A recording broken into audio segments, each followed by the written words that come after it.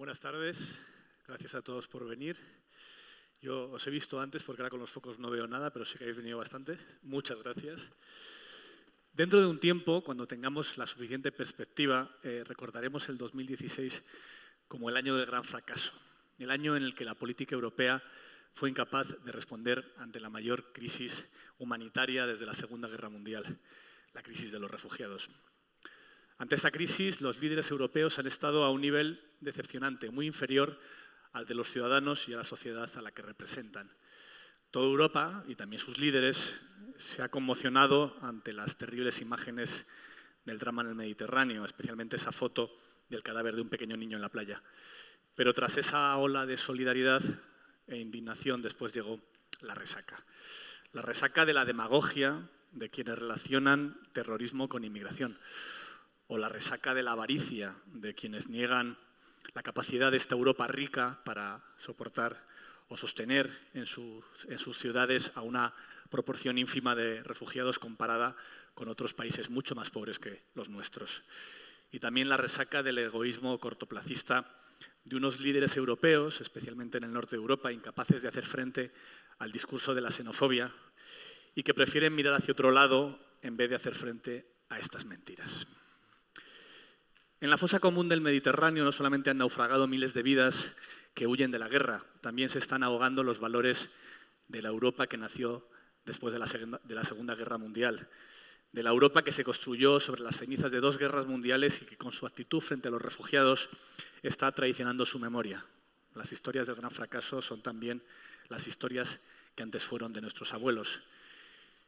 Hay que recordar solamente la diferencia entre cómo nos recogió a los españoles que salíamos de la guerra aquel México solidario con aquella Francia que encerraba a los republicanos en campos de concentración.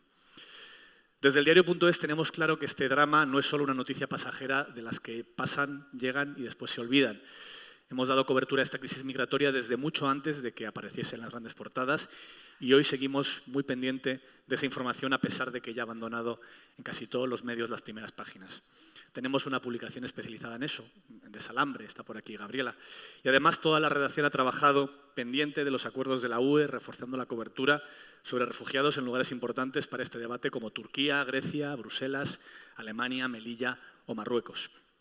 Cubrimos esa información porque creemos que es nuestro deber como periodistas, pero también porque tenemos el respaldo de nuestros socios y socias, muchos estáis hoy aquí, que nos apoyáis precisamente para que hagamos este tipo de periodismo, para que seamos siendo un medio comprometido y responsable.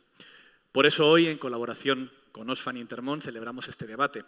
Y por eso también hoy estrenamos un especial multimedia, que ya está online, al que hemos titulado El Gran Fracaso. Quiero agradecer a Oxfam Intermón por acompañarnos y por dejarse acompañar en este proyecto. Demuestra que las ONGs especializadas y los medios independientes podemos colaborar y trabajar juntos, cada uno desde su papel. Muchas gracias. Hemos titulado este especial El Gran Fracaso, pero no significa que nos rindamos, para nada, no nos damos por vencidos. Ni nosotros, ni tampoco gran parte de la sociedad civil. Vamos a seguir informando y poniendo el foco en la crisis migratoria, por mucho que este drama haya sido abandonado por la agenda mediática que marcan los poderes políticos. Vamos a seguir levantando la voz para señalar las injusticias y también para denunciar la hipocresía de esos líderes políticos que hoy guardan silencio y que antes derramaron muchas lágrimas de cocodrilo. Muchas gracias. Ya no valen las palabras. All of us are shocked seeing that kind of pictures. Do we really want to have families sleeping in railway stations? Our job, as I said, is to take decisions rationally. Es ist abstoßend, wie Rechtsextremisten und Neonazis versuchen, dumpfe Hassbotschaften zu verkünden. Hay que actuar. Nos jugamos nuestro crédito si no somos capaces de evitar estas dramáticas situaciones.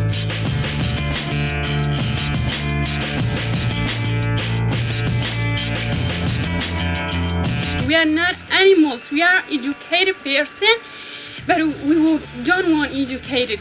We don't want money. We don't want anything from you. Just save our lives. In Somalia, everybody is going for work. After that one, they will bring you for his diet. And me, I don't want you to show my mom like that one. I'm running. We hugged each other. We said we are safe now.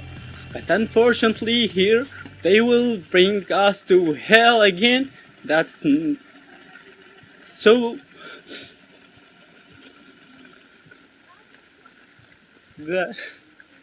Sorry.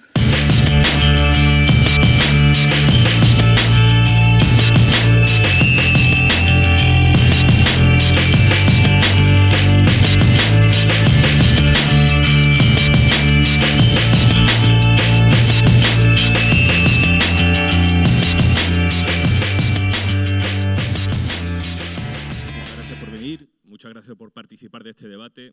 Este proyecto se llama El Gran Fracaso por todas las razones que ha explicado nuestro director, y es también un proyecto que sigue una línea de trabajo del diario.es desde el principio, una línea de trabajo que es invisible un poquito todos los días con ese desalambre que todos los días pelea por hacerse un sitio en la actualidad para hablar de cosas que sí importan, y también con algunas cosas que recordamos. Y si hacemos una línea y unimos esos puntos como las muertes de Ceuta, como las devoluciones en caliente, como tantas cumbres que hemos visto sobre políticas de gestión de fronteras, al final dibujan una constelación un poco fea, ¿verdad? Por eso lo llamamos el gran fracaso.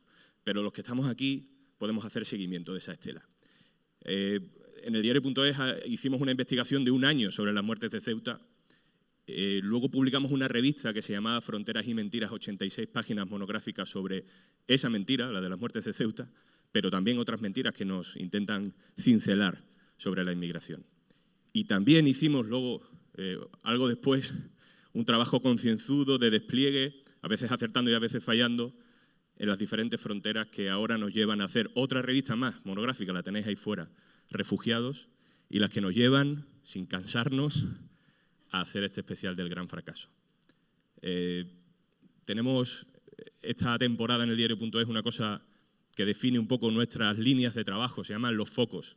Y ahí está el medio ambiente, ahí están los derechos de las personas LGTBI, ahí están ideas que pueden darnos una ciudad mejor en la que vivir, más humana, más para las personas. Y ahí están también las obsesiones del diario.es. Y una de ellas, uno de esos focos son las fronteras. Es decir, esto no es el final de un camino, sino otra estrella más de esa constelación que estamos dibujando para que no se nos olvide exactamente cuál es el rumbo que tiene que seguir un periodismo independiente. Un periodismo que no es para la pena, no es para llorar, sino que es un periodismo para señalar culpables. Y que de la misma manera que se señalan o se buscan responsabilidades políticas en un accidente de metro, en un accidente de tren o en una conglomeración de adolescentes, también se pueden buscar responsabilidades de todo tipo cuando mueren 16 personas en una frontera. Porque lo contrario de que mueran personas en una frontera no es dejar las fronteras abiertas, es que no mueran. Y eso debería estar por encima de cualquier modelo de gestión de fronteras.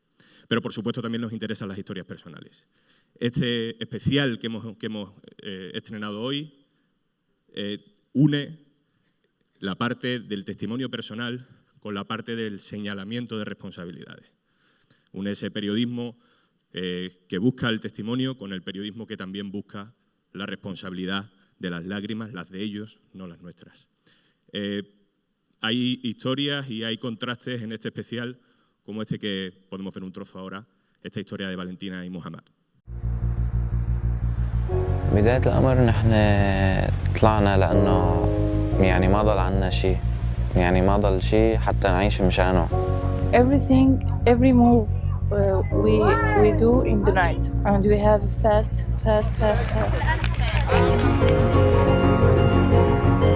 I swear, same animal.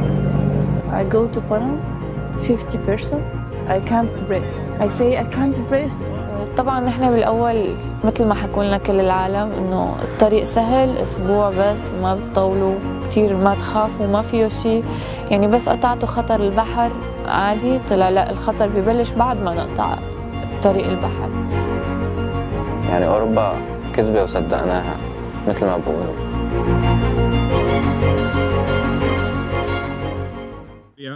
Esta historia es solo un trocito de lo que ya podéis ver en El Gran Fracaso. Es una historia que invito a los siguientes invitados a que vayan subiendo. Esta historia es una historia que han reportajeado Laura Hurtado y Pablo Tosco en la imagen. acompañándoles a lo largo de todo su viaje en diferentes momentos, en diferentes partes de ese trayecto y testando su sensibilidad en cada momento. Y es muy interesante ver el contraste entre la esperanza y la frustración. También en el especial hay un reportaje de Gabriela Sánchez, que es la coordinadora de la publicación especializada en estos temas en eldiario.es, que es de Salambre. Os voy a dejar con ella, con Lloro y con Wasim, para que tengan un, espero que interesante debate sobre qué nos está pasando.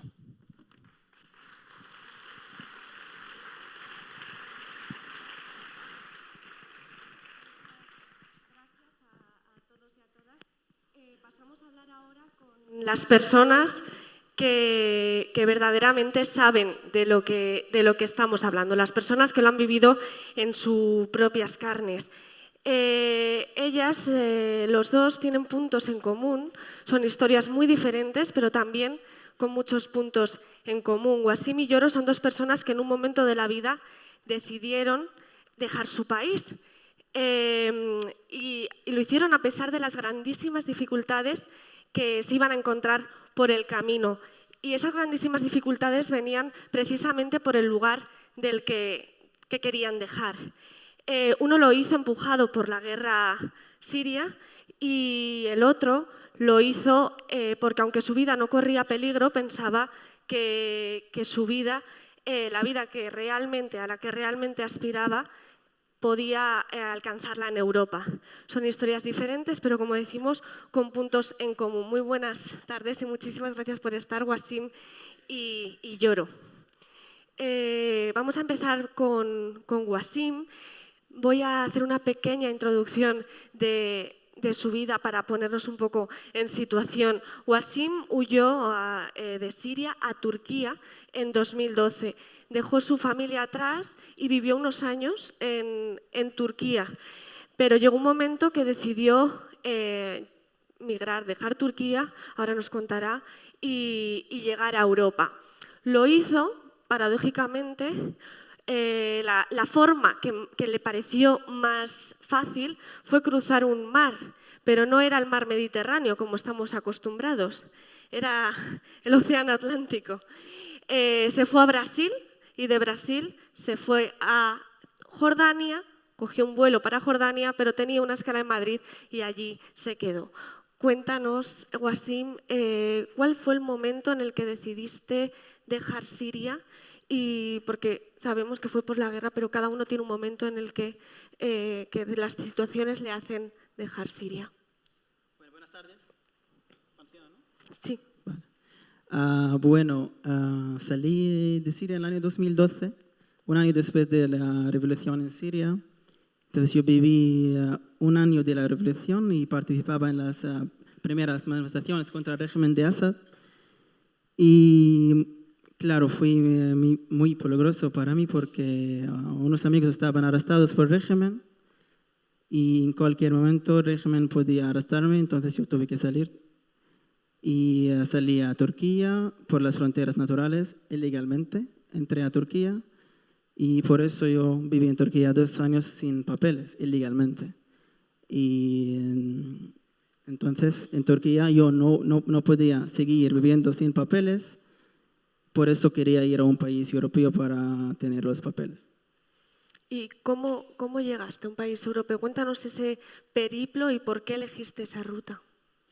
Bueno, yo tenía un trabajo bueno en Turquía, estaba bien, pero vivía ilegalmente. Entonces yo tenía cosas que perder. Yo no quería arriesgar mi vida así en el mar entre Turquía y Grecia. Entonces yo pensaba, vale, voy a hacer otra ruta. Es larga, pero es más segura. Y fui a Brasil y en Brasil vine a España. Estuve un mes en Brasil y después intenté ir a un país europeo, intenté ir a Holanda y a Alemania, pero no podía, al final estoy aquí. Tu familia, cuando tú ya estabas aquí, un tiempo después, decidió también dejar Siria. ¿Cómo lo hicieron ellos? Pues mi familia salieron el año pasado cuando miles y miles de sirios salieron de Siria. Porque en esa época fue fácil, porque miles estaban yendo juntos en esta ruta desde Turquía y Grecia y después los países balcánicos, y no tenían que pagar mucho también. Por eso ellos hicieron esta ruta, porque también la situación en Siria es cada día peor. Y es una oportunidad para ellos para tener una vida segura. Ahora están en Alemania y están bien, están seguros. O sea, lo hicieron por la ruta que hemos visto tantas veces el año pasado, por la ruta del Egeo, que ahora mismo está prácticamente cerrada. Y tú, estando aquí en Europa, no pudiste traer a tu familia, no hay forma de hacerlo porque hay un mecanismo que se llama la reagrupación familiar y sin embargo ellos tuvieron que arriesgar su vida en el Egeo. Eso no es posible en mi caso porque yo soy mayor, tengo más de 18 años, entonces yo no puedo traer a mi familia. Si estoy casado puedo traer a mi esposa o a mis hijos, pero si estoy soltero no puedo traer a mi familia. ¿Y cómo viviste esos momentos en los que tu familia sabías que estaba en una barca en el mar? Horrible, muy estresado, claro, que saber que tu familia está ahora cruzando el mar es una locura, la verdad, pero por suerte, la verdad que están bien, sí. Ahora, como dices, están en Alemania, sí. Tú estás aquí, sin embargo, no puedes ir a verlos, me contabas, ¿no? Que tienes, debido a tu situación, como todavía no se ha resuelto tu solicitud de asilo y lleva ya un gran retraso, has realizado una petición en change.org. Cuéntanos cuáles las razones. Bueno, yo llevo 2 años en España, más de 2 años ahora. Tengo un trabajo bueno, estoy contento, estoy bien, pero todavía no tengo el asilo. Entonces, soy solicitante de asilo en España, pero no tengo el asilo. Y el gobierno, la oficina de asilo, el Ministerio del Interior, me deniega el asilo y que no lo entiendo, la verdad. Y por eso yo no puedo salir de España, estoy atrapado en España, no puedo ir a ver a mi familia en Alemania. Y ellos todavía no tienen la residencia, por eso ellos no pueden venir a verme aquí en España, pero ellos llevan un año. Yo más de 2 años y nada. Y por eso he hecho esta petición con la ayuda de Vanessa y Carmen, están ahí, no sé, no puedo ver dónde están. Carmen, Vanessa, ¿dónde están? Y la verdad que he tenido éxito con esta petición. Ahora tenemos casi 70.000 firmas. Vamos a presentarnos en la oficina de asilo en un par de semanas, creo. Espero que puedo, ¿sabes?, conseguir la residencia. Dicen que llevan 2 años de retraso el Ministerio del Interior. Supuestamente el plazo es de 6 meses. ¿Te dan algún tipo de respuesta? Nada. Es que no te dicen nada, no te explican nada. Tú tampoco puedes llamar por el teléfono, tienes que ir, presentarte y preguntar durante segundos y te dicen si hay novedades o no hay novedades. Y no te explican nada y no puedes tener una entrevista con el responsable de tu expediente. Es que es una locura. Sí. Vamos a pasar un momento a Yoro, ahora continuamos, Wasim. Yoro ha sido la primera persona que después de haber estado encerrado en un centro de internamiento para extranjeros, denunció las condiciones de estos centros en el Parlamento Europeo, ante el Parlamento Europeo. Para los que no lo sepan, aunque muchos de aquí yo creo que sí que estamos un poco conocemos esta situación, son centros en los que internan a personas en situación irregular simplemente por eso, las encierran simplemente por tener una falta administrativa. No han cometido ningún delito, pero sin embargo tienen que permanecer encerrados durante un máximo de 60 días, supuestamente hasta su expulsión. Salió de Gambia, Yoro, para buscar una vida mejor. Primero salió a los países vecinos y trabajó por la zona y con 19 años llegó a España, a las Islas Canarias, en Cayuco. Yoro, cuéntanos qué era lo que te empujó, esa necesidad que tenías de salir de Gambia y qué es lo que te encontraste. Buenas tardes. Como dice Gabriela, yo soy uno de los miles de inmigrantes que huyen por diferentes motivos. Unos, siempre yo lo digo, unos lo hacen por guerras, amenazas, y en mi caso no lo hago por guerra, sino que una mejoría de un buen futuro, tener un buen futuro y una mejoría de vida laboral. Y cuando estuve en África también me motivaron mucho las malas informaciones. Viendo en la tele de España las imágenes tan bonitas, pues yo pensaba que en España pues no les hace falta nada, ¿sabes? Y de ahí, con las informaciones que nos llegan, que España hay mucho trabajo, tú llegas ahí, no hace falta de hablar el idioma, nada más de llegar al día siguiente te vas a una jornada de 50 euros, pues tú dices, bueno, merece la pena ir porque, claro, un 50 euros diaria no lo cobran ni siquiera algunos ministros de África.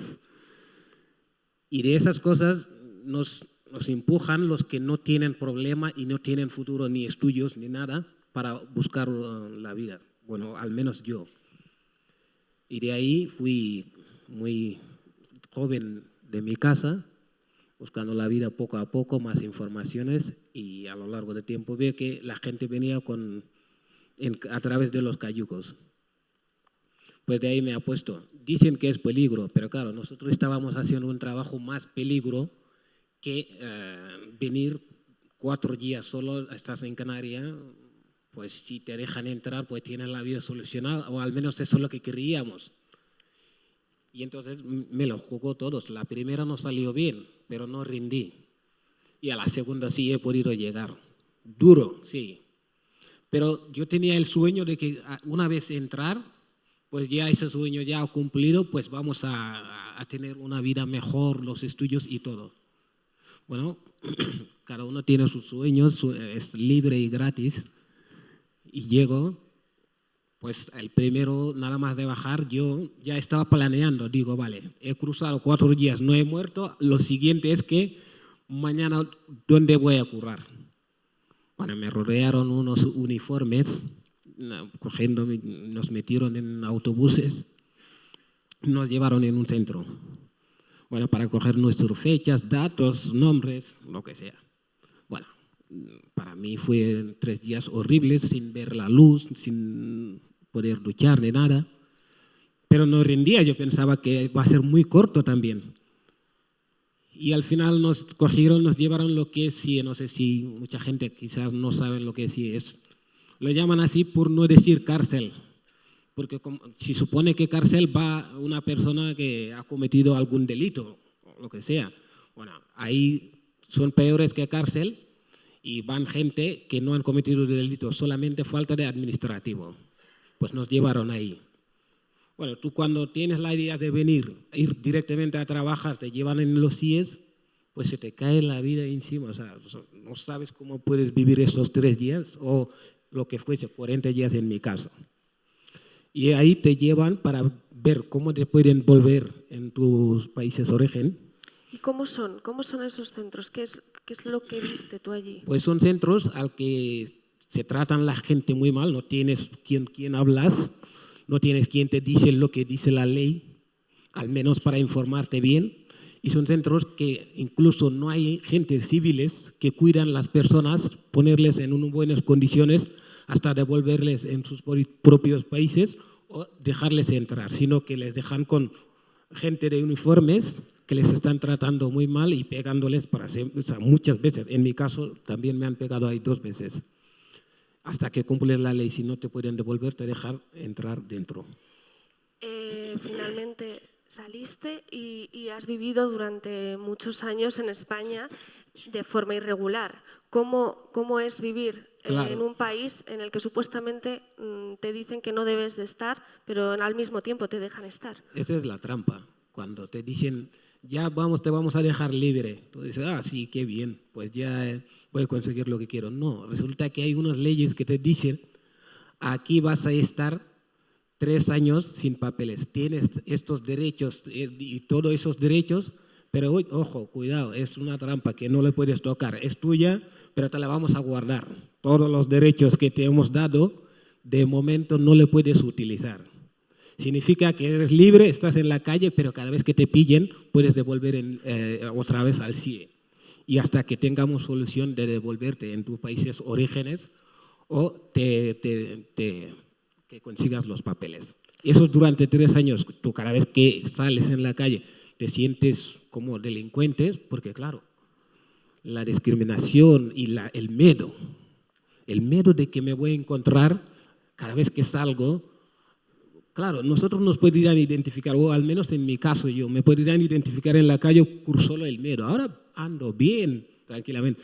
Pero antes, claro, cuando salgo siempre estoy mirando por un lado al otro porque sé que en cualquier momento puedo acabarme al CIE o en mis países orígenes.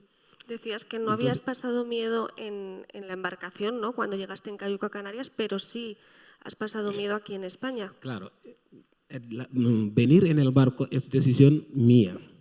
Estar en España no depende de mí. Entonces yo nunca he tenido miedo de cruzar el Atlántico. Yo cuando estuve en Canarias decía, cuando me devuelven, en la semana siguiente estoy en España. Es mi decisión y depende de mí, no depende de los que están aquí. Pero estar en España sí que depende de ellos. Por lo cual eso me da más miedo que cruzar el Atlántico.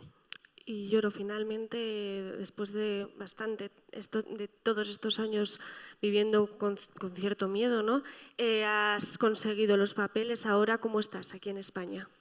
Muy bien, pues ya sabes, España hay familias maravillosas que saben dar bienvenido y que saben cuidar a las personas que lo necesitan y que nos están apoyando continuamente las 24 horas y enseñándonos el camino, qué es lo que uno puede hacer mientras esperar los papeles y que hasta llegar a esas fechas que te dice la ley, pues que te ayudan a pedir los papeles. Pues yo he encontrado uno de ellos, me han ayudado, he conseguido los papeles y el trabajo, he conseguido el trabajo, estoy estudiando, pues he sacado la ESO, ahora por chulería estoy apuntando al acceso a la universidad, algo que es tan grande en mi lengua que no lo quiero pronunciar. Pero bueno, hay que decirlo también. Claro que sí. Creo que si lo intentamos, algo podemos hacer, porque si lo hacen los ciudadanos, si lo hacen el pueblo español, que son gente maravillosa, el gobierno también lo puede hacer, yo creo. Y tú mismo también estás defendiendo los derechos de los migrantes. Claro, ahora, una vez sufrido todas esas terribles cosas, no debo sentarme así mirando los ojos, porque sé que siempre hay gente viniendo y necesitan esas cosas, necesitan ese apoyo. Y si yo puedo apostar algo, no voy a dormir noche y ya lo voy a intentar hacer. Ahora, añado una cosa, termino, que corren rumores o no, se está hablando de que algunos diputados quieren privatizar los CIEs, lo terrible que es un CIE. Es más, lo quieres privatizar. Y están diciendo, como va mucha gente, si se llenan los CIEs, utilizan una parte vacía de los cárceles. Pero ¿cómo se puede pensar en esto? Vulnerar tanto los derechos humanos de gente que no han cometido ningún delito. A mí eso de verdad me deja, no puedo ni expresar lo que siento al escuchar esto. ¿Cómo se puede pensar eso en esos seres humanos que no han cometido ningún delito? Tú has estado ahí dentro y ahora luchas por su cierre, ¿no? Vamos a pasar un momentito con Wassim para ir cerrando ya. Bueno, antes de nada también decir que tú estás también trabajando y estás estudiando un máster, ¿no? Cuéntanos brevemente cómo está siendo aquí tu vida en España y si estás contento. Muy contento en España, sí. Estoy contento en el trabajo y ahora he empezado un máster en liderazgo democrático y comunicación política en la Complutense. Y gracias. Y la verdad que estoy muy contento. Aparte de los papeles, solo que pido es la libertad de movimiento para poder salir y ver a mi familia en Alemania. No pido más. Para acabar, hay mucha gente que cuando escucha o ve las imágenes que estamos ya desgraciadamente acostumbrados a ver de tantas personas intentando llegar a Europa, oímos comentarios del tipo, bueno, me parece bien que vengan, todos podemos querer ir a otro país, ya sea por unas razones o por otras, pero que lo hagan por la forma legal. ¿Es posible hacerlo por la forma legal? ¿Por qué vosotros no lo hicisteis? Bueno, creo que es imposible y te voy a decir algo. Yo en el año 2008 intenté venir a España para estudiar en España, en la Universidad de Granada. Tenía la admisión de la universidad y me rechazaron, no me dieron el visado. Si en aquel tiempo no me dieron el visado, ¿cómo ahora me van a dar el visado con la guerra en Siria? Es imposible. ¿Lloro? Si fuera así, yo no digo lo haré en forma legal, sino que lo haré en forma turista. Vendré aquí, cogeré esos autobuses rojos que me están enseñando España tranquilamente, ¿no? Todo el día, ¿no? Pero no es así, es imposible para los pobres. He hecho esta pregunta porque desde fuera, quizá, para la gente que estamos dentro de estos temas, nos parece ridícula, pero su respuesta es muy clarificadora. Incluso hay veces que muchos se ríen. ¿Qué me estás diciendo? ¿Cómo voy a ir de forma legal? Y esto también es un gran fracaso. Y con esto muchísimas gracias a los dos y pasamos a la siguiente parte. Gracias. A todos. De Palazón, y empiezo por mi derecha por empezar por algún sitio, es uno de los activistas sobre asuntos de inmigración, sobre debates de inmigración, de gestión de fronteras más persistentes. Casi todos los que en algún momento nos hemos dedicado a hacer reporterismo sobre temas de migración le conocemos y casi todos hemos ido a hablar con él a Melilla y casi todos hemos conseguido contar historias gracias a él y además es un poco el faro encendido, no sé si la metáfora es la mejor, en Melilla para cuando los periodistas nos despistamos estar siempre al quite y darnos el aviso de lo que allí pasa. Cella Galán es la secretaria general de CEAR, una organización imprescindible para entender lo que ocurre y darle un trabajo y una investigación y una capacidad de sensibilización sin la que los periodistas, de verdad, no seríamos capaces de hacer mucho. A Gabriela Sánchez la conocéis, mi compañera en el diario.es y en Desalambre. Paloma San Pedro es la responsable de Advocacy Humanitario en Oxfam Intermón, es la que intenta hacernos comprender mejor desde Oxfam Intermón de qué estamos hablando y cómo podríamos buscar marcos legales y sociales, porque si no, ¿verdad?, es imposible transformar uno sin lo otro en el debate migratorio. Santi Palacios, compañero también fotoperiodista, premiado y nominado por todos los mejores premios que hay, pero sobre todo un ejemplo de curro para los que admiramos a la gente que se patea las fronteras con rigor también y surfeando las modas y las idas y venidas, ¿verdad?, de las intensidades informativas con una constancia envidiable. Yo os voy a hacer una pregunta que yo os he dicho que es una pregunta un poco ambigua para que vosotros digáis lo que queráis, pero con la condición de que sea muy breve.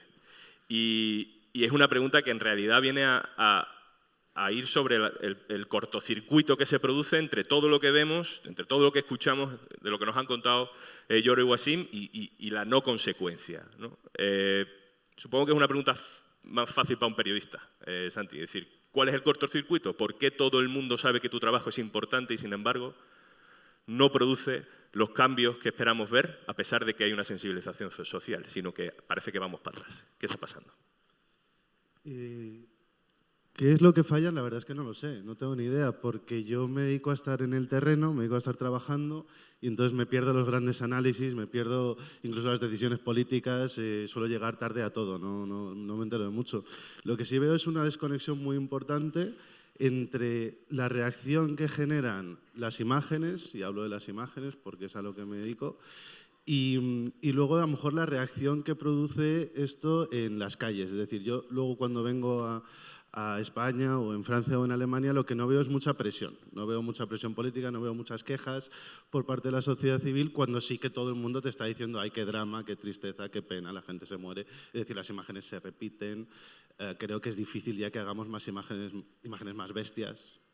Pero esa tristeza que generan o esa empatía a primera vista luego yo no la veo traducida ni en las calles, ni en las manifestaciones, ni en los votos, prácticamente nada. Desde vuestro punto de vista, se puede aplaudir, ¿eh? O sea, sí.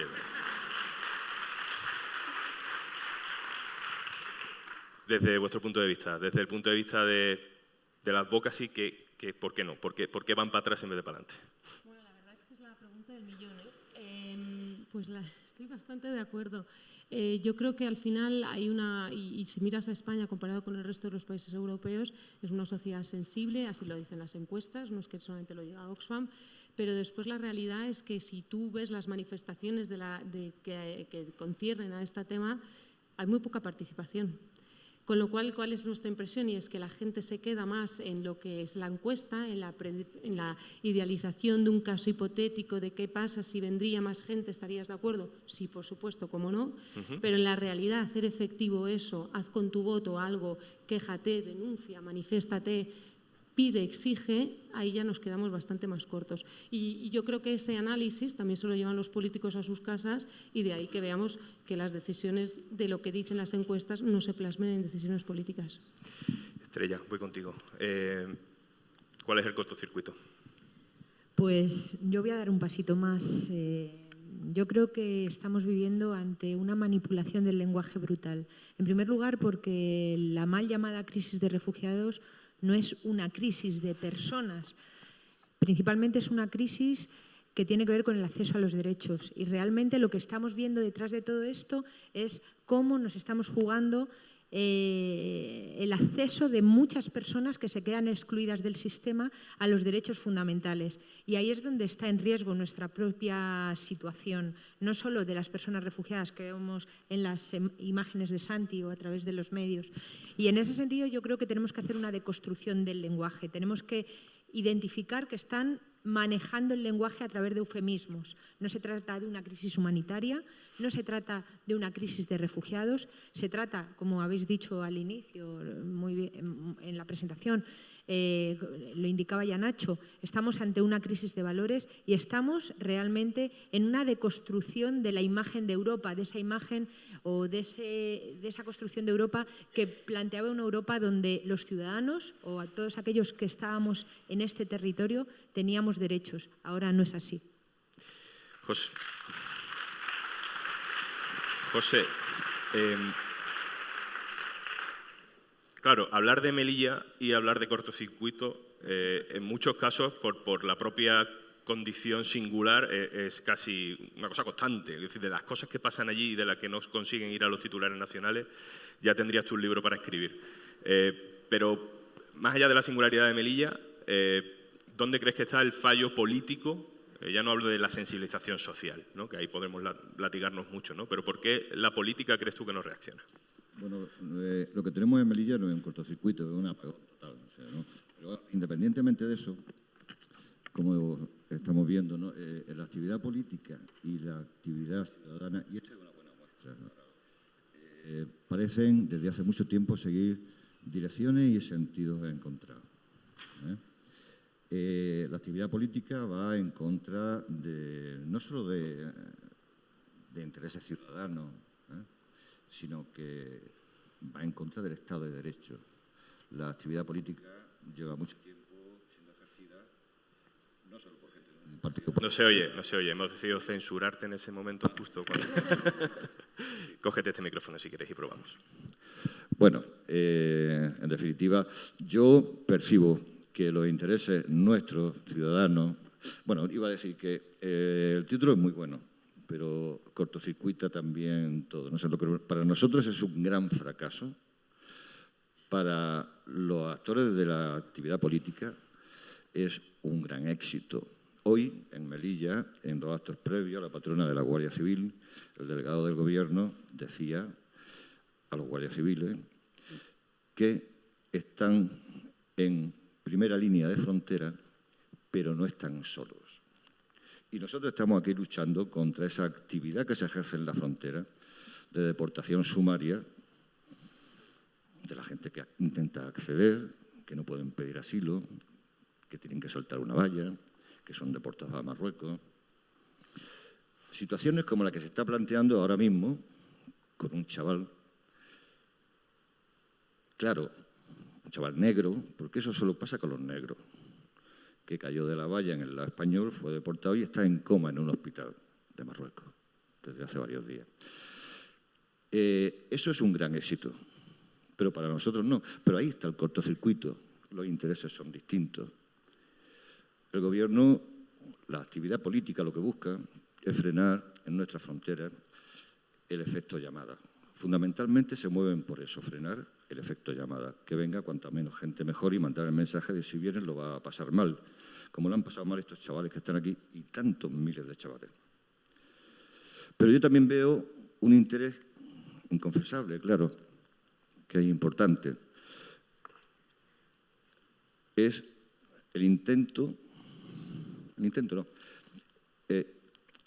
Los inmigrantes y refugiados, las personas que se mueven, se han convertido hoy en un gran negocio. Un gran negocio que tiene dos facetas, la económica y la política, la colonial. Es decir, se gana mucho dinero con esto y al mismo tiempo se adquiere mucho poder en los países de tránsito. Las relaciones con Marruecos, por ejemplo, hace 15 años eran de puro enfrentamiento. Hoy España es el primer socio comercial de Marruecos, ¿no? Marruecos reivindicaba la territorialidad de Melilla y, sin embargo, hoy el ejército marroquí defiende las fronteras de Melilla, ¿no? Déjame que incida sobre este punto de Marruecos, porque es verdad que durante los últimos meses hemos hablado mucho de Turquía, ¿no? Claro. Y tú lo has visto, la gente que ha cubierto la gestión de frontera que hace España con Marruecos lo ha visto, que el modelo que la Unión Europea está ensayando con Turquía lo ha aprobado España durante mucho tiempo con Marruecos, ¿no? Yo te doy a cambio de que me ¿no? De subcontratarte la frontera y descargar lo malo, lo que yo no podría llegar a defender el público.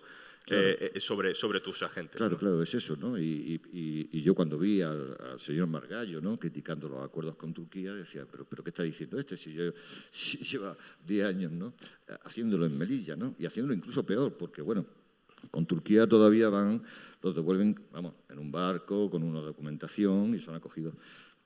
La gente que se devuelve a Marruecos se devuelve a un país con un ejército que, en fin, no son, los turcos no es que sean muy suavitos, pero los marroquíes son cosa aparte, ¿eh? Es decir, es criminal. Y entonces, pues, lo que tú dices, ¿no? Es tremendo lo que está pasando. Ahora, si queréis, volvemos sobre ese punto. Sí que le quería preguntar a Gabriela y también a Santi. ¿Qué diferentes estados de ánimo habéis encontrado en los testimonios de la gente a lo largo de los recorridos y a lo largo de las diferentes fronteras? Es decir, no sé si se ha mantenido en escepticismo durante todo el tiempo de que no iban a conseguirlo por mucho que Merkel llorara y Soraya Sáenz de Santa María dijera aquí estamos para lo que necesiten, o sí que se ha jugado mucho emocionalmente con esa esperanza. Bueno, yo que cuando todos los medios y los políticos estaban más atentos de la crisis humanitaria de refugiados, estuvimos desde el diario.es en Melilla, que es lo que donde pude estar de primera mano, y ahí la gente estaba un poco sorprendida, ¿no? Porque veía, y aquí otro cortocircuito, veía que el gobierno de España decía que tenía en ese momento unas oficinas de asilo y sin embargo no podían cruzar porque Marruecos se lo impedía, pero España le estaba diciendo ven. Entonces, en ese momento era una situación de decepción también al ver las imágenes en las que en Grecia sí que veían que sí que estaban pasando y ellos decían yo no quería arriesgar mi vida y por eso he utilizado esta ruta, también porque tenían dinero, porque es una ruta un poco más cara, pero responden de forma que no entienden mucho y desde fuera tampoco se entiende nada, ¿no? Porque por un lado el gobierno estaba diciendo que iba a acoger a todos los refugiados sin reticencias, pero en su frontera había cientos y no eran miles y sin embargo no los recogían. En ese momento, que es lo que yo palpé más, se notaba decepción y un poco de impotencia por estar tan cerca y no poder alcanzarla. Santi. La verdad que, teniendo en cuenta que hablamos de refugiados en Europa, yo creo que bueno, a mí siempre me ha impactado ver que la ruta es una mierda, la ruta es dura, es muy dura, pero luego la vida atrás, la vida una vez se llega, también tiene muchas dificultades. Yo el punto en el que me encontraba gente más, los testimonios más tristes o con mayor desesperación han sido los invernaderos de Almería. Porque Bueno, por ejemplo, había momentos concretos como en Idomeni, en el campamento de Idomeni, ¿no?, en la frontera entre Grecia y Macedonia, donde la gente llegaba a puntos de absoluta desesperación porque no se sabía qué iba a pasar, si iban a abrir, si no iban a abrir la frontera, en qué momento se iba a cruzar, no se iba a cruzar, o en el monte Urugú, en Marruecos, saber si se iba a conseguir saltar la valla o no.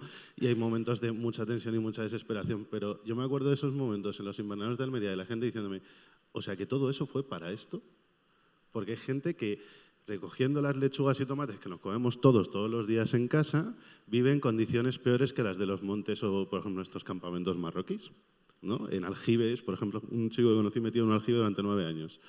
Entonces yo, la verdad es que los momentos así me los he encontrado ya una vez terminada la ruta, ya una vez dentro de Europa. Paula, hubo un momento desde el punto de vista de los movimientos políticos institucionales que vosotros tenéis un acceso más directo que quizás sobre el terreno. ¿Hubo un momento para la esperanza realmente? Cuando de pronto se produjo esa ola de lágrimas, ¿había ahí realmente un sustrato, una voluntad? No sé si en Angela Merkel, no sé si ¿era real? Desde luego Merkel empujó para que fuese real y es quien más poder tenía en la Unión Europea para hacerlo. Aún así no lo logró. Se encontró con el rechazo absoluto de los países del Este, España incluido, que fue uno de los primeros que rechazó cualquier tipo de cuota ni obligatoriedad, y después Reino Unido haciendo su propia batalla, Francia jugando al vaivén, pero desde luego no apoyándolo. Y en este momento, aparte, Merkel fue la cara más bonita de toda esta crisis hasta que fue la que apoyó realmente el acuerdo de Unión Europea-Turquía. Se convirtió también en parte de aquellos que buscaban el cierre de fronteras por encima de todo. ¿Y por qué cambió tan radicalmente de postura? Esto es una cuestión de electorado y de votos. Al final, su división nacional, su coalición se le descargaba, perdía votos. Y esto al final es una cuestión de votos. Y yo por eso creo que es tan importante que nosotros como ciudadanos y ciudadanos sensibles, yo creo que en pocas cosas reúnen a 500 personas en un foro como este tipo, exijamos, pidamos, nos movemos más allá de esa encuesta, de esa cuestión mucho más que se puede hacer en casa y realmente movilizar. Y creo que España es un buen ejemplo porque somos un país receptor directo, estamos en la frontera, somos la única frontera terrestre. Además, existe una situación complicada en España de crisis financiera, pero yo creo que tenemos todas las semillas para realmente ser un buen ejemplo y yo creo que debe nacer de la sociedad civil y de la sociedad en general y no esperemos mucho más allá de los políticos. Los políticos los tienen muy claros a nivel de la Unión Europea, nos lo han demostrado ahora en la cumbre de Nueva York y nos lo van a seguir demostrando, no quieren gente, van a hacer todo lo posible para cerrar fronteras y para devolverles. Esto decías del electorado, me parece que es clave porque tenemos la sensación de alguna manera, no sé si es porque quizá vivimos en nuestra propia burbuja, en nuestra propia habitación que hace eco con nuestras propias voces, ¿no? Pero diríamos que no vivimos en un país donde el discurso hegemónico, no digo que no haya xenofobia, no haya racismo, digo que el discurso hegemónico, el políticamente correcto, sea antirrefugiados, ¿no? Pero no es así en otros países. Es decir, vosotros que tenéis implantación internacional supongo que tenéis más datos al respecto. Es decir, el hecho de que lo que nos parece aquí una barbaridad, parece que a los votantes de Merkel no tanto, ¿no?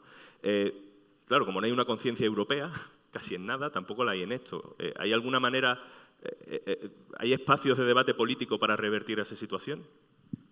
Yo creo que los parlamentos aquí juegan un papel bastante importante. El Parlamento Europeo ha podido hacer hasta cierto punto, ha encontrado más unidad en las decisiones, pero después se encuentra con el Consejo Europeo, que son los representantes de todos nuestros líderes. Y volvemos otra vez a ese lugar y al final volvemos otra vez al mismo lugar y es que es una cuestión de votos. Pero cuidado, España es verdad que no tiene una postura radicalizada, no tenemos a ningún partido xenófobo, pero si tú ves los programas políticos de nuestras últimas elecciones, varias elecciones, la política exterior y concretamente todas las cuestiones referentes a ayuda humanitaria, conflictos, armas, son irrelevantes. Es decir, no hay una visión de política exterior, no es algo que, por tanto, uno se pregunta, ¿esto es porque no es importante para el partido o no es importante para el votante? Y, por tanto, no le exige a su partido que esto esté ahí en sus programas electorales.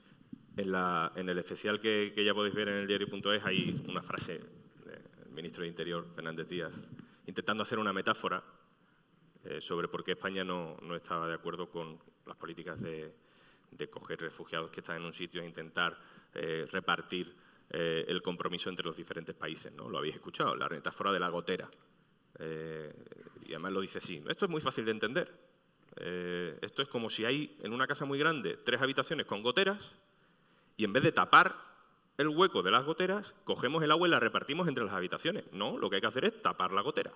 Y esa es la filosofía de políticas de gestión de fronteras que tenemos ahora mismo. Estrella, en palabras más precisas y más rigurosas, ¿cuál es la política ahora mismo? Lo que está sucediendo, porque está claro que en una rueda de prensa del Consejo de Ministros no nos lo van a admitir, pero ¿cuál es la realidad a la que vosotros tenéis acceso en la frontera?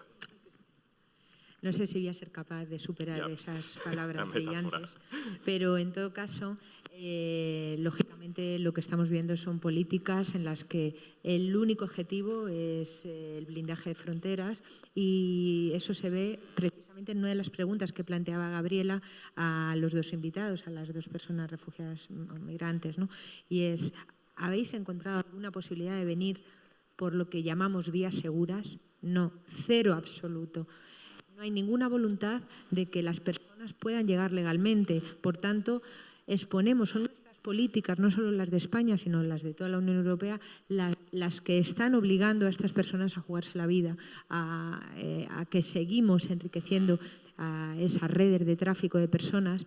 Y es también muy irónico oír cómo precisamente el argumento es que el acuerdo con Turquía es para frenar las mafias, que lo que se hace con Marruecos también frena las mafias. Es decir, en realidad lo que estamos viendo es cómo no les importa en absoluto a las personas, ese blindaje de fronteras y ese impedir que las personas lleguen conllevan detrás negocios multimillonarios como es el negocio de las fronteras, que como bien sabéis todos es una empresa española la que está dotando de alambradas a toda la Unión Europea, entre muchas otras cosas también de intereses menos blanqueados, digamos, que hay en juego. Pero en todo caso, las políticas en estos momentos se centran exclusivamente en ese blindaje de fronteras y en externalizar esas fronteras. Ese acuerdo de la Unión Europea-Turquía es, como ya se ha dicho, España fue el alumno aventajado hacia Europa, mostrando el camino de cómo podíamos esconder los trapos sucios con algunos vecinos que no respetan los derechos humanos. Como bien sabéis, hay organizaciones que hemos denunciado ese acuerdo y recientemente hemos recibido, a través de la Defensora del Pueblo Europeo, hemos recibido una respuesta del propio Consejo diciendo que el acuerdo no sería investigable porque no se trata de un acuerdo sino de una declaración. Ya estamos con los eufemismos del lenguaje. Como no es un acuerdo, es una declaración, no es investigable. Bueno, en todo caso no vamos a parar, seguiremos, ¿no?, el camino de seguir denunciando esas políticas porque realmente lo que estamos viendo es que hay una negación. Antes cuando preguntabas por los estados de ánimo, yo creo que también en las políticas ha habido unos ciclos en los estados de ánimo. Primero fue la negación, no hablar, la palabra refugiada estaba vetada, la palabra refugiado, se hablaba todo el tiempo de inmigrantes irregulares, negaban la obviedad que esos flujos en estos momentos son mixtos, flujos de personas migrantes y personas refugiadas, y luego se convirtieron en flujos masivamente de refugiados, pero negaron con el lenguaje la existencia de esos refugiados. Después vino el ciclo de la ira o del enfado, ¿no?, diciendo que precisamente esos refugiados eran una amenaza para el sistema, ¿no? También estigmatizaron, siguen haciéndolo, a las personas refugiadas, sembrando el miedo en la ciudadanía, ¿no? Tratando de sembrar la sombra de la duda en estas personas, en lo que pueden nacer dentro de la Unión Europea, cuando precisamente es un mensaje ya reiterativo, que son ellos los que huyen precisamente del yihadismo y del terrorismo. Bueno, entre muchas otras cosas, lógicamente, ¿no? Entiendo que son muchos los motivos que han expulsado a la gente de allí. Y, por supuesto, también la depresión, estamos perdidos, no tenemos herramientas y por eso buscamos socios como es el socio turco, que lógicamente brilla en su territorio, brilla por su ausencia a los derechos humanos. Ahora nos faltaría el cuarto paso, que es la aceptación de la realidad y dar un paso para enfrentar de una vez por todas este reto que no es más que el compromiso internacional que todos los Estados y la Unión Europea tienen desde hace mucho tiempo, no es una novedad. José, déjame que te pregunte por eso del mito de las mafias. ¿Cuánto hay de real? ¿Cuánto hay de exageración? ¿A qué llama mafia la política? ¿Qué es lo que pasa exactamente sobre el terreno? Bueno, en la frontera sur, el concepto de mafia tal y como lo entendemos, una agrupación bien organizada, se entiende que poderosa, con bastantes miembros, que ejerce la violencia para trasladar, en el caso de la inmigración, o en cualquier caso, para dominar a cierto sector de la población y hacer con él algo. En el caso de la inmigración, hacerlo pasar de frontera, pues en la frontera sur no se da. Es decir, ese concepto de mafia allí no se da. Hay, sí, pequeños traficantes que meten en un coche a dos chavales para que pasen la frontera porque no hay otra forma de pasarla, o así, o saltando la valla, que te juegan la vida. En el coche también te juegan la vida, pero son formas de pasar, ¿no? Yo, la única mafia que reconozco en la frontera sur es la que ejerce la actividad política.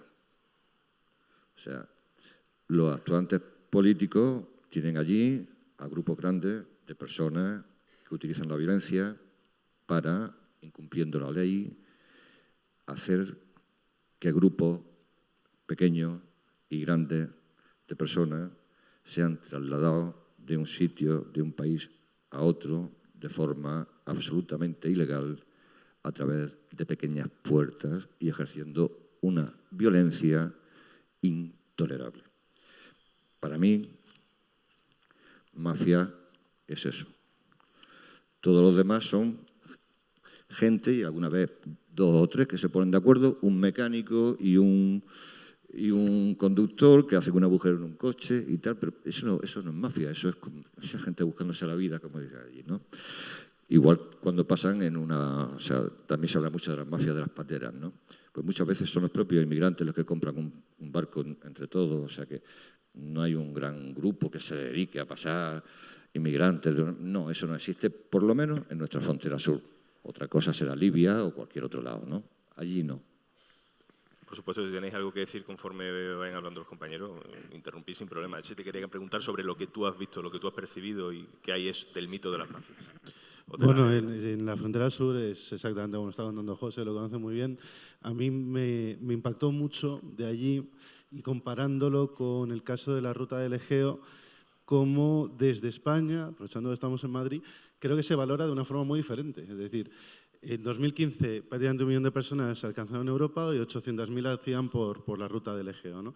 El tema pasó a ser, estar en portada en todos los periódicos y, como estabais comentando antes, la palabra refugiado creo que ya dejó de utilizarse, no sin discusión, pero con mucha menos. En el caso de la frontera sur la historia es la misma, la violencia es mayor. Cuando estábamos en la valla de Melilla, cubriendo los saltos a la valla, no éramos capaces, yo no era capaz de tener la fotografía de un cadáver y entonces yo no podía publicar, pues aquí se ha muerto hoy 1 o 2 personas, pero si escuchabais los gemidos y veíais el cuerpo inmóvil, te digo que tenías la sensación de que esa persona había muerto, delante tuyo y delante de la policía española. Entonces, la situación es muy grave, de mucha violencia, pero bueno, y la situación de las personas que vienen es la misma, aunque vengan de Marruecos, vengan de Libia, vengan de Turquía como paso de país de tránsito, pero me parece la percepción desde España es diferente.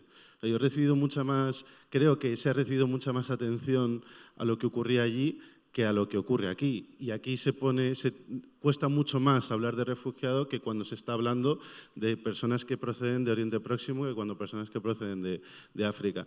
Y respecto al tema mafias en el caso de la frontera sur, pues exactamente lo que estaba diciendo José. Hay pequeños grupos que se organizan para ver cómo cruza 1, 2 o 3 chavales O, bueno, un día llega una patera, eso evidentemente sí, pero la mayoría de las veces el cruce por las vallas es de las personas con que menos recursos tienen. Entonces, no hay recursos ni para pagar a esa mafia. ¿Qué mafia va a haber?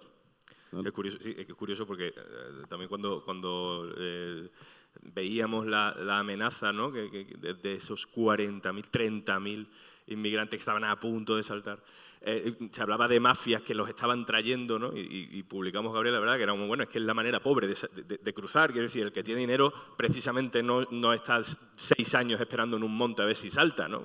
Se busca otras maneras que cada uno le puede llamar como quiera, el que le compra la barca de juguete o el que se hace pasar en los bajos de un camión, pero precisamente el salto de la valla no es la manera, digamos, cara de intentarlo, ¿no? Y recuerdo al hilo de esto las palabras del ministro del Interior en las que decía que al hilo también de los puestos fronterizos de asilo que había puesto en las fronteras de Ceuta y Melilla, que las personas de origen subsahariano que saltan la valla no tienen derecho al asilo, dijo esas mismas palabras. Los que saltan la valla no tienen derecho al asilo. El tema es que ellos no pueden acceder a esas salas de asilo que están en las fronteras, precisamente porque se les diferencia más y entonces los datos están ahí. No ha habido ni un solo subsahariano que haya llegado a pedir asilo en esas fronteras que supuestamente son abiertas para todos. Entonces, ahí se ve también el diferente trato entre unos de otros y el diferente discurso de cuando la migración viene aquí a España y cuando lo hace a otros lugares. Decían que no eran refugiados, mientras estábamos hartos de decir las cifras de ACNUR, que en ese momento decía que en torno al 70% de las personas que saltaban la valla, aunque fuesen negros, también eran potenciales refugiados. Y sin embargo no calaba igual el mensaje que como ha llegado a calar cuando hemos visto las imágenes llegando a Grecia. Claro, el por qué no sabemos aún. Claro, no hay una perversión mayor que nos obliguen a diferenciar entre unas personas y otras, ¿no? Y con las consecuencias políticas que eso tiene. Perdona, Santi. Bueno, yo quería decir que exactamente sobre este tema de la valla también la importancia que tiene los medios de comunicación, la importancia de que haya medios que apuesten por cortar los temas por la percepción que se acaba recibiendo. Y es que yo recuerdo muy bien muchos días en Melilla muy frustrantes, pero uno en concreto en el que pues, los 5 fotógrafos que estábamos allí en ese momento, fuimos a primera hora de la mañana, como cada mañana, a una zona de la frontera donde se estaba produciendo un intento de salto, que no saltó porque nadie consiguió entrar, ¿no? Lo que vimos fue a policías marroquíes golpeando desde dentro de la valla, desde dentro del territorio español, a las personas que trataban de cruzar. Ese día, curiosamente, y la verdad es que no entendimos por qué, ninguno de los medios con los que colaborábamos los 5 nos hicieron caso. No quisieron la información, no sé qué había pasado, no tengo ni idea de que habría habido algo importante por allí y no nos hicieron caso, ¿no? Pero luego la delegación de gobierno sí que hizo un comunicado que reprodujeron todos los medios de comunicación y que abrió todos los informativos. Yo cuando llegué a mi casa ahí en Melilla vi ese informativo y leí el comunicado y si tenía 5 párrafos mentía en 6. Es decir, habían intentado cruzar 2.000 personas con una violencia impresionante, con armas, eran 150 personas y yo la violencia solamente la había visto desde el lado policial, hacia el otro lado no habían llegado a tocar la valla, no se habían encaramado la valla, no era un asalto masivo que no nos van a invadir, ¿no?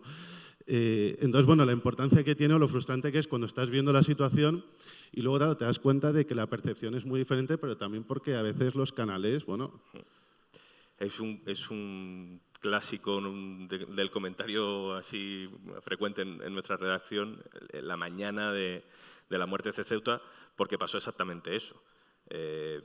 Algo había pasado, nos avisaron las personas que están allí para verlo con sus propios ojos y todo lo que tuvimos es una nota de prensa de delegación del Gobierno diciendo que la Policía Española, la Guardia Civil Española, no había intervenido en absoluto en aquel episodio en el que no se sabía lo que se había producido, que no tenían constancias y que en todo caso había sido cosa de las fuerzas marroquíes, ¿no? Y, bueno, pues con el paso de las horas, por el empeño de activistas y periodistas que tienen una preocupación común, se descubrió todo lo que ha venido después y que ha implicado el juicio de 16 guardias civiles porque efectivamente estaban muy implicados en lo que allí acabó pasando, ¿no?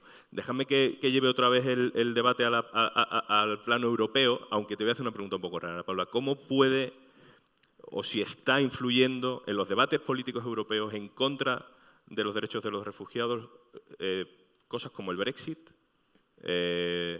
símbolos como Trump, éxitos como el de Víctor Orbán, es decir, cosas que aparentemente no tienen que ver con las rutas de las que hablamos, las zonas de las que hablamos, pero que sí genera quizá un caldo de cultivo para algo que no es nada halagüeño, ¿no? Sí que es verdad que bueno, esto es dos caras de la moneda. También ahora el referéndum en Rumanía, también en Hungría, ha mostrado, ¿no?, también la otra cara más bondadosa de la sociedad europea. Y se está jugando con el populismo y la xenofobia. Muchos de los que participaron en el Brexit, ahora, a posteriori, no conocían realmente por qué estaban votando, no sabían las implicaciones que tenían. O sea, yo creo que también estamos evidenciando cómo nos están utilizando, ¿no?, a la sociedad y cómo están jugando en unos términos en los que la gente no se siente bien identificada, está luchando porque su situación no es buena y les ofrecen la carta del populismo y es fácil de tomar, ¿no? Pero yo creo que esto es más un discurso y un debate de desigualdad. Y al final, realmente, quien está votando a favor de un cambio, y ya sea este cambio trasladado y traducido en el populismo, lo que están exigiendo es un cambio. O sea, es decir, yo ya viva en la campiña inglesa o viva en Hungría, yo lo que quiero es que mi situación cambie. Quiero que haya igualdad, quiero que tener los mismos derechos y acceso.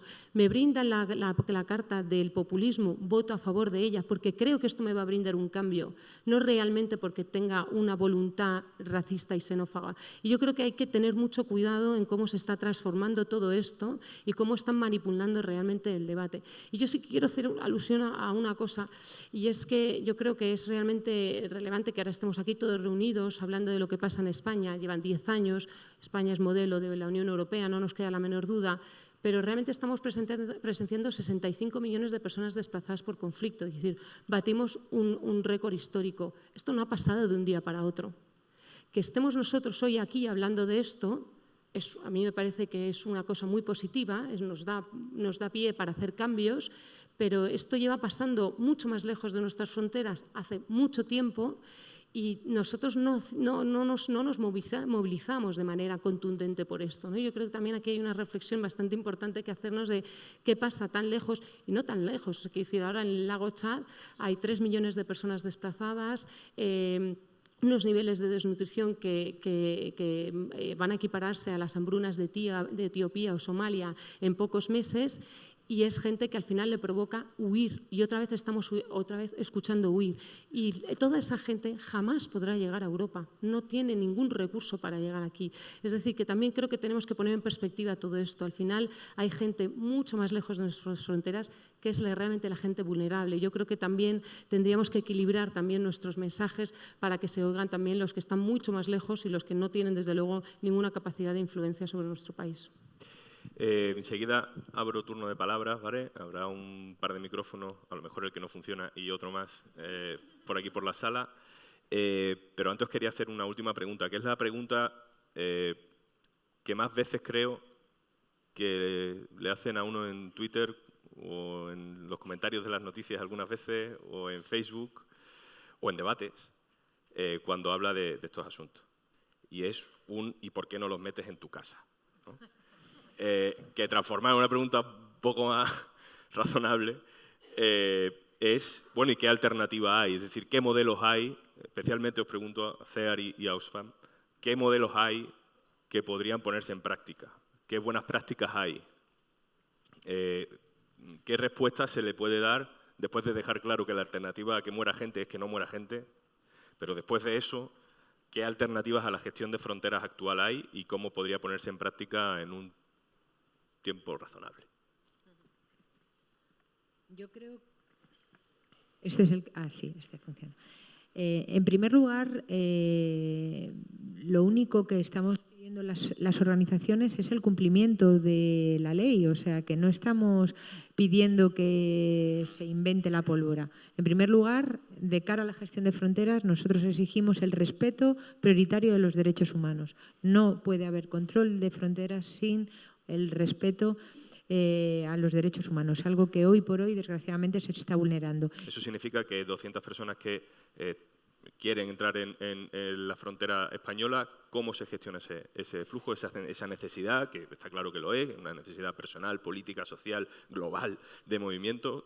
¿Cómo articula una política mejor esa necesidad? Pues tendremos que poner en marcha vías legales y seguras. Es que somos insistentes en el mensaje, pero es un mensaje tan fácil como que la gente pueda pedir un visado para entrar en un país como España, como Holanda o como Inglaterra, en cualquier país de África, sin tener que tirarse al mar, sin tener, digo, de África o de Oriente Medio o donde sea, sin tener que jugarse la vida.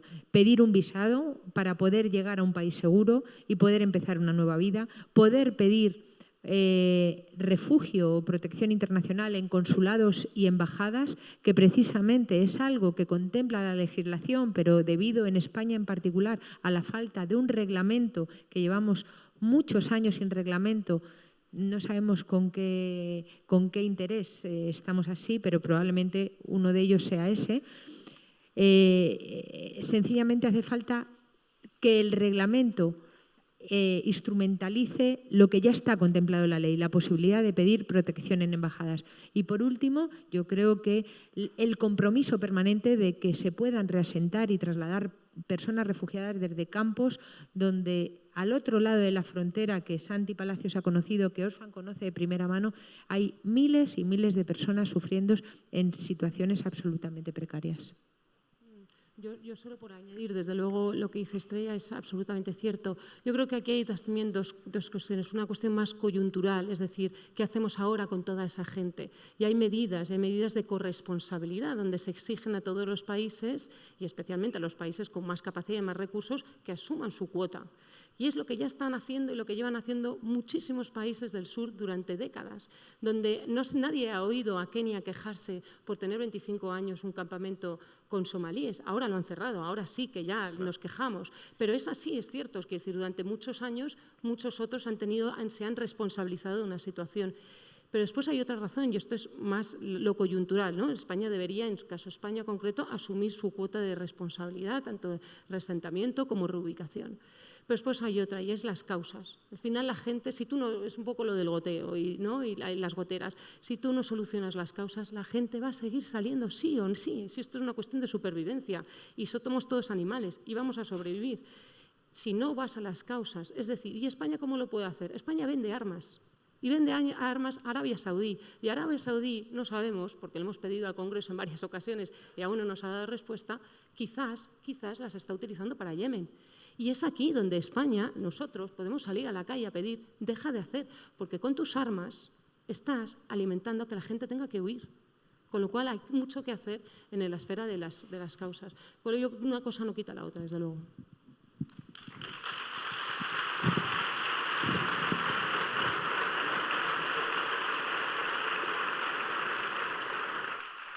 Bueno, nosotros desde aquí vemos muy poco, así que nada. No sé si es posible técnicamente, si no nos apañaremos igual, darle un poquito de luz a la sala. En todo caso, os escuchamos con los micrófonos que ya creo que se van a ir moviendo por ahí. Os pido lo que siempre piden los moderadores, malaje, brevedad, por favor, no hacer una pregunta concreta, intentamos ir al grano y así puedan preguntar más personas, ¿de acuerdo? No sé si ya hay alguna pregunta por aquí. Pues, mis compañeros son los que mandan.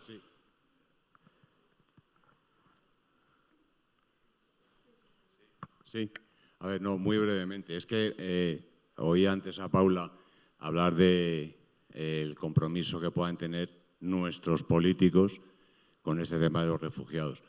Yo desde diciembre, que fueron las primeras elecciones fallidas, hasta hoy no he escuchado a ningún político de ningún partido, de ninguna comunidad de España, decir que tenemos un plan, que tenemos una voluntad y que tenemos cómo financiarlo.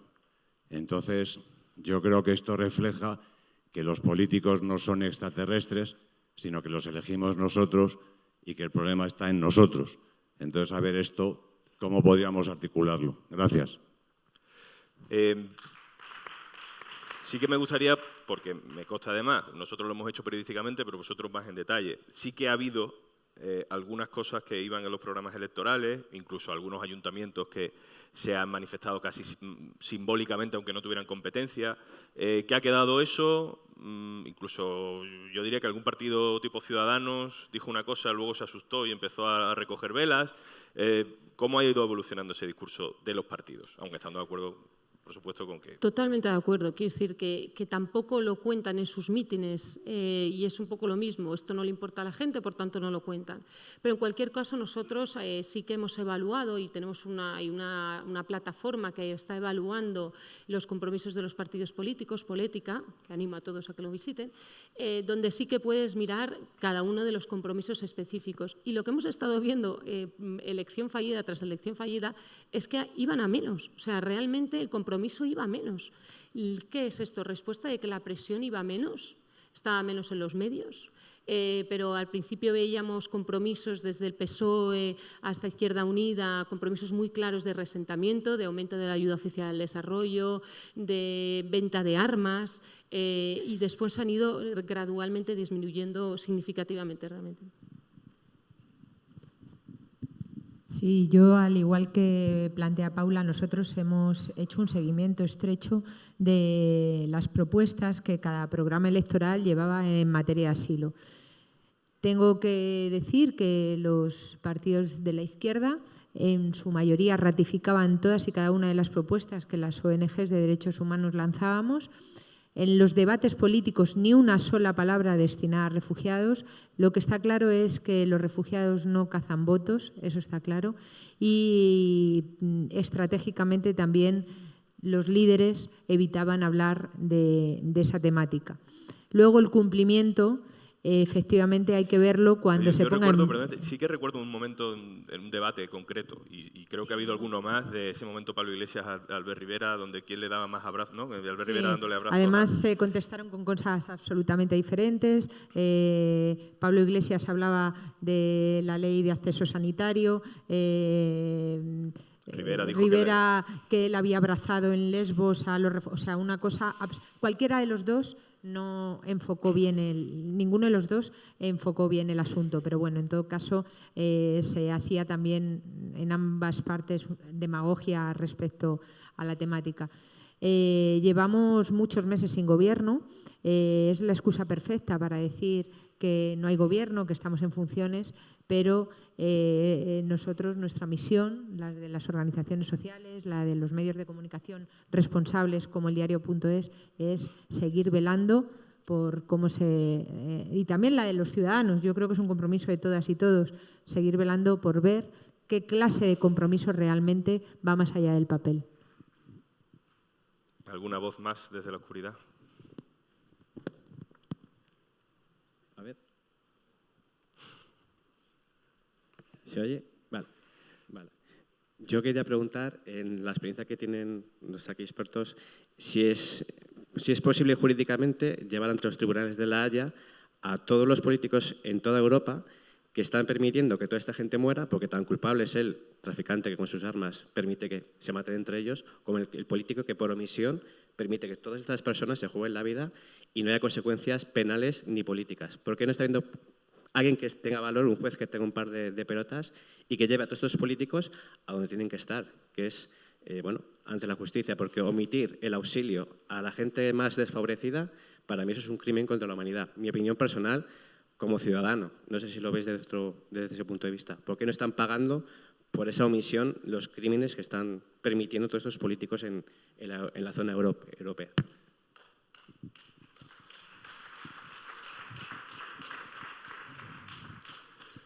Pues mire, nuestra asociación, junto con Andalucía Acoge y otras asociaciones, presentamos 3 querellas contra lo que estaba, concretamente contra el coronel de la Guardia Civil de Melilla, 3 querellas que fueron aceptadas Los jueces tiraron para ella, el juez de primera instancia tiró con fuerza de la investigación. Y finalmente,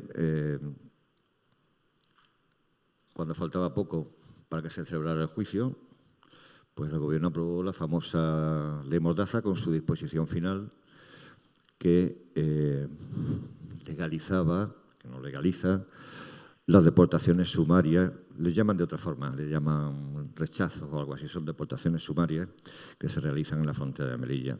Resulta que cuando se aprueba una ley no tienen efectos retroactivos salvo que para el acusado de un delito. O sea, si la nueva ley le favorece, pues entonces el acusado, en este caso el coronel, pues se benefició de aquello y salió, en fin, todo se archivó.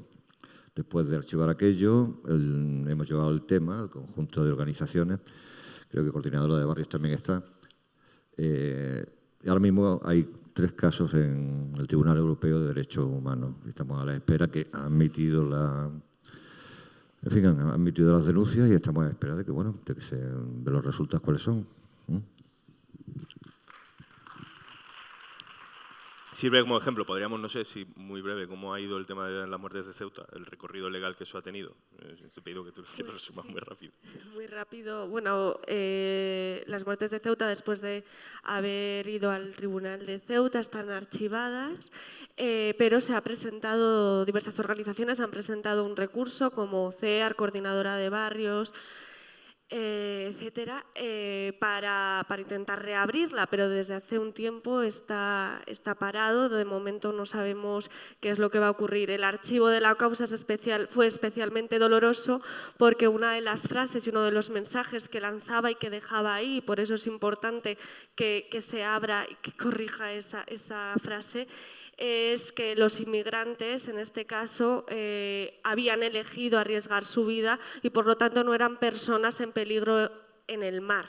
Eso para justificar que no habían sido auxiliados, únicamente auxiliados, pero además de no haber sido auxiliados, la Guardia Civil les había lanzado, al menos muy cerca de ellos, que es lo que está demostrado y puede verse perfectamente en las propias imágenes del Ministerio de Interior, habían disparado pelotas de goma muy cerca de ellos mientras estaban en una situación bastante dramática.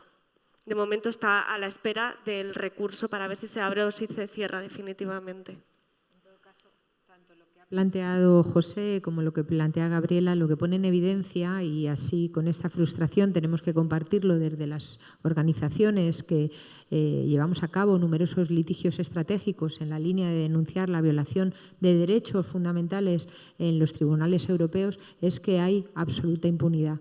En algunos casos hemos conseguido ganar en el Tribunal de Derechos Humanos Europeos algunas sentencias, pero lógicamente lo que planteaba la persona del público, perdonadnos, es que no vemos absolutamente nada. He visto una manita por ahí, pero no te veo la cara, no sé cómo eres. Pero bueno, en estos momentos es, yo te diría que inaccesible según está el contexto jurídico internacional, europeo y español. Además, bueno, ante tu pregunta de por qué no vais al Tribunal de la Haya, siempre para acceder a los tribunales europeos hay que agotar las vías internas y los procesos son absolutamente largos, tediosos, complejos y acabamos agotando las vías internas e incluso las externas y obteniendo éxitos bastante escasos, la verdad.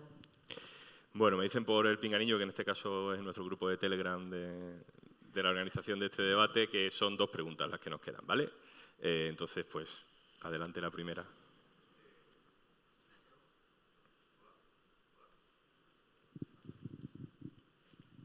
Sí, creo que tienes el teléfono. ¿Se oye? Ahí, ahora sí. ¿Existe alguna brecha cultural tangible? Es decir, ¿hay diferenciación entre personas que vienen de un país o de otro? ¿Por qué nos tomamos más en serio, por ejemplo, atentados como lo de Francia y cuando cae una bomba en Siria no nos afecta tanto, o por lo menos no se le da tanto eco? ¿Alguien se atreve? Aunque no sé si como periodista, Santi, no sé, has vivido, supongo, este doble rasero, ¿no? De cuando... Porque la pregunta es por qué una importa más que otra, ¿no? Mucho más que otra. A ver, yo ahí la verdad que tengo un conflicto porque hay dos ideas contradictorias. Por un lado, es terrible que sea así. Por un lado, no debería haber una diferencia tan exagerada. Por otro lado, sí también entiendo que probablemente si yo vivo en Camerún me importe más un atentado en Nigeria que otro, tal vez en París, no lo sé, ¿eh? Pero es una duda que yo tengo a nivel personal. Es decir, pienso que en París, para cualquier persona en España, pues podría haber ido a ver un familiar, tú mismo podrías estar ahí, podrías ir mañana, entonces por cercanía te importe más. Esto es pensando en positivo, ¿no? Pensando en negativo, evidentemente, aquí hay muertos de primera, de segunda y de tercera división. Es decir, un accidente de cualquier tipo de transporte en Europa va a recibir muchísima más atención que los cientos de muertos y miles de muertos que hay en el Mediterráneo cada año, ¿no? Y si visteis las imágenes, por ejemplo, que había yo creo que era hace 5 días, que tomaba un compañero en las costas de Libia, ¿no? Con muchísimos muertos allí en las embarcaciones, muchísimos migrantes que habían muerto tratando de alcanzar las costas italianas, pues eso no va a tener el eco jamás que va a tener otra historia. Yo creo que ahí nuestro papel, como no hay respuesta magia y eso no va a dejar de pasar, yo creo que lo que nos toca, por lo menos a nosotros, es de pelear por hacer lo posible y mitigar esa situación. Es decir, dentro de que siempre va a ocurrir, pues nosotros tendremos que estar en los sitios para contarlo. En el caso de los migrantes, cuando determinadas tragedias ocurren a migrantes, muchas veces lo que ocurre es que cala el mensaje que intenta transmitir determinadas autoridades, ¿no? Que es que los migrantes no son personas, de ahí no son personas en peligro en el mar, que es un mensaje que también repite mucho Elena Maleno, que no ha podido estar aquí hoy por motivos personales, pero que es un poco en la línea en la que trabajan muchas ONGs y también los medios, ¿no? Ir recordando, aunque parezca ridículo, obviamente son personas, pero ir recordando que efectivamente esa gente, más allá de cruzar una frontera, si muere, hay una familia detrás que espera noticias de ellos, ¿no? Y eso, por ejemplo, ese detalle es muy importante a nivel mediático, recordarlo y hacer ese seguimiento que se hace igual que los atentados de París, aunque no se cubra con tantas informaciones, porque a lo mejor el interés sea menor, pero sí que estar atentos e intentar personalizar esas personas que fallecen en las fronteras. Muy rápido, sí. En la misma línea, se está tratando de deshumanizar a la población migrante y refugiada sencillamente para justificar la inacción y las políticas tremendas que provocan esas situaciones en muchas ocasiones.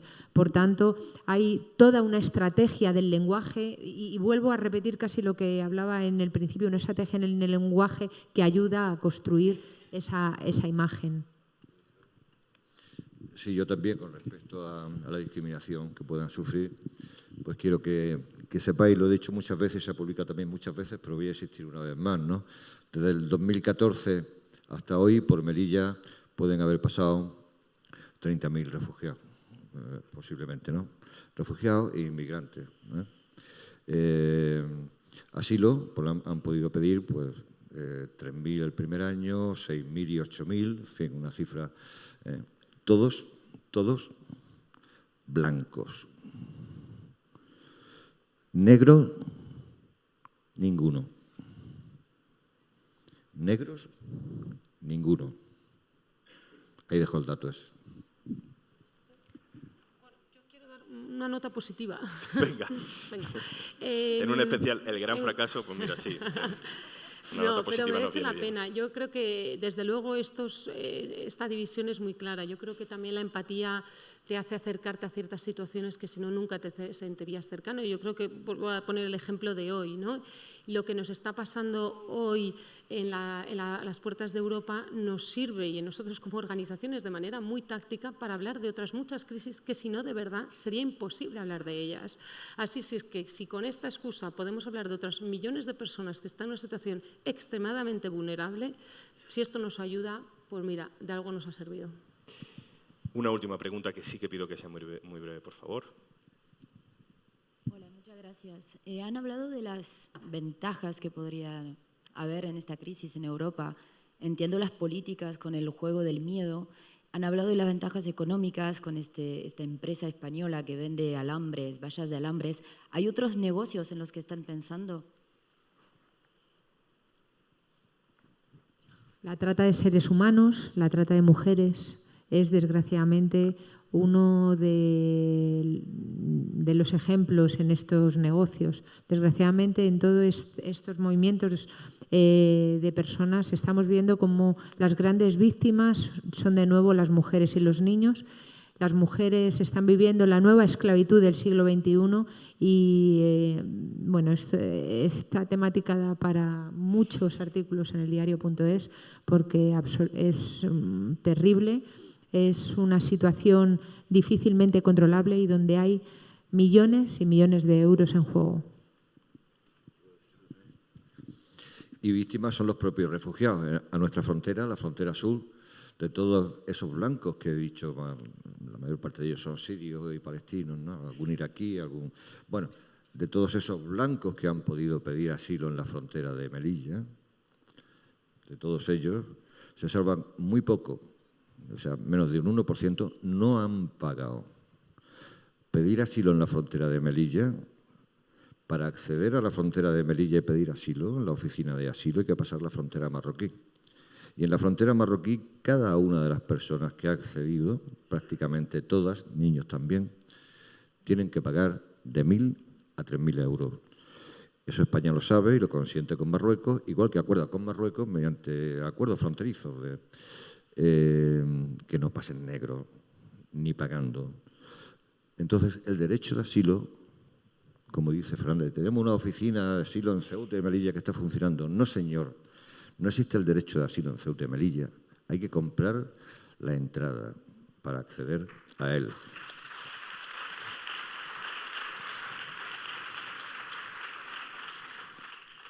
Y si eres negro, no tienes acceso a la entrada tampoco.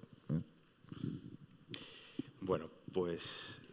Bueno, yo quería comentar que en el caso en la ruta del Egeo se veía muy bien las cifras, eran fáciles de ver, porque bueno, era tal la cantidad que cruzaban cada día el Egeo, más de 10.000 personas en una mañana teníamos en el norte de la isla, y cada persona había pagado de media en torno a $1.100, ¿no? $1.200. O sea, estábamos haciendo cálculos de los millones que cada mañana habían ingresado las mafias turcas. Y entonces quedábamos siempre en una misma idea que nos repetían la gente que cruzaba y llegaba a la isla cuando estabas hablando, preguntándoles por el dinero que habían gastado, cuánto les habían cobrado, a lo mejor veniendo desde Afganistán, desde Irak, desde Siria.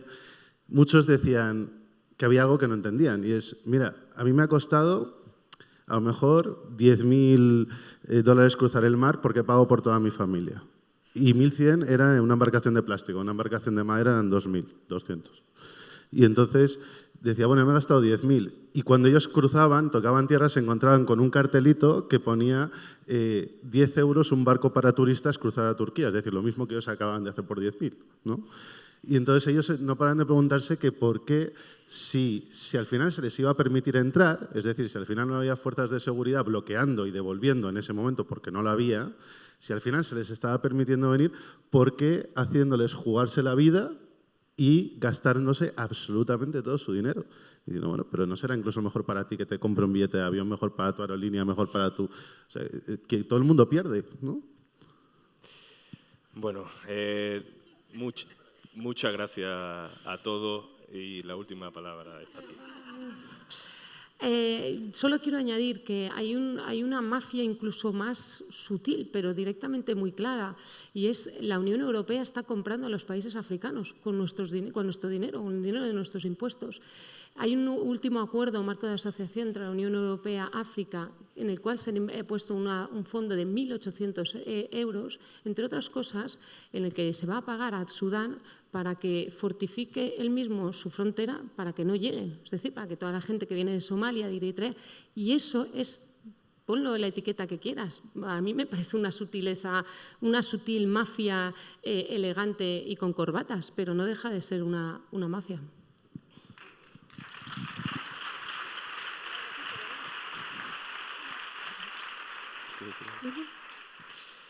Bueno, que llevamos 2 horas hablando de refugiados, daría para mucho más, pero a mí creo que bueno, es un buen día para reforzarnos en la idea de que este tema tiene recorrido. Hablándolo con Oxfam durante todos estos meses, decíamos, octubre, ¿no? Cuando vayamos a hacerlo en octubre, lo mismo en octubre ya nos interesa este tema, ¿no? Y bueno, pues lo haremos igual porque así de locos estamos, pero a lo mejor no aparece nadie. Así que muchas gracias por venir.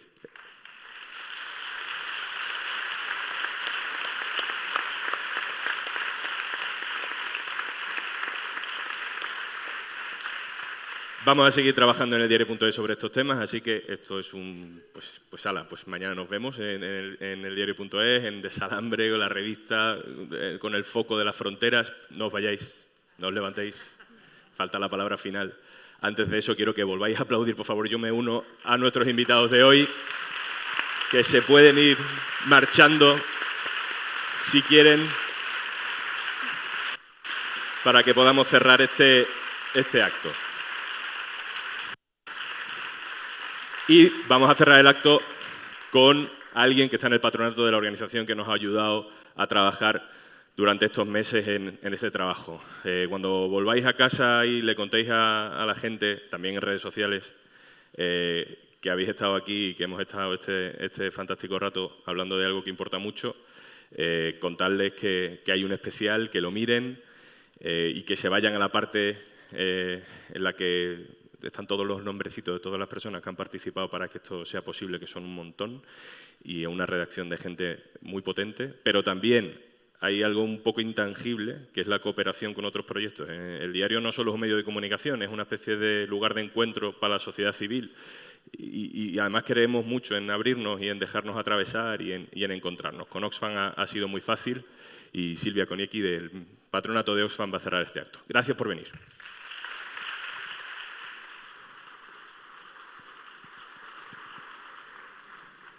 Bueno, en nombre de Oxfam Intermón, agradecer al diario.es por su voluntad de colaboración y de asumir con tanta responsabilidad de un medio de comunicación que busca construir otro relato, ¿no? Un relato distinto al que todo el ruido mediático nos tiene acostumbrados, sobre todo en un tema tan difícil como el de la inmigración y los refugiados.